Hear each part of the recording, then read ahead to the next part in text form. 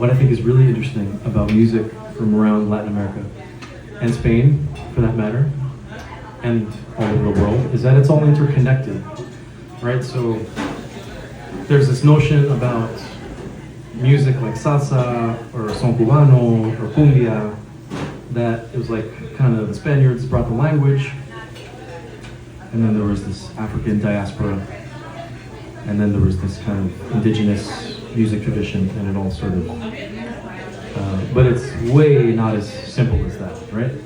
Because many of the Spaniards, so-called, were African. They were Islamic, come from the Islamic period. Essentially, they're on the heels of the Islamic period, so they're North African Berbers, and they are Muslim Arabs. And Jews from all over the Jewish world at the time. So all of those musics make their way into Latin America, right? And what I think is interesting is that there are aspects, particularly in the 6 rhythms, right? We're literally counting 6 beats in a measure.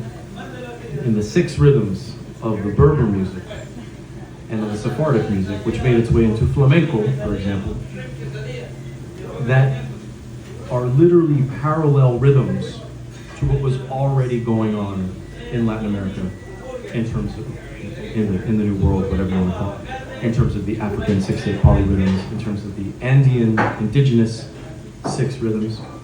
So when all that stuff comes together, it becomes this sort of game, this sort of little exchange, and it's really, really something else.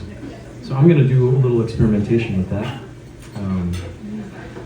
This is basically combining a flamenco rhythm on the guitar with a medley of songs that range from Ladino Jewish folk songs to contemporary Colombian indigenous folk tunes from the Llano region of Colombia. And it's all basically the same thing, is what you'll hear.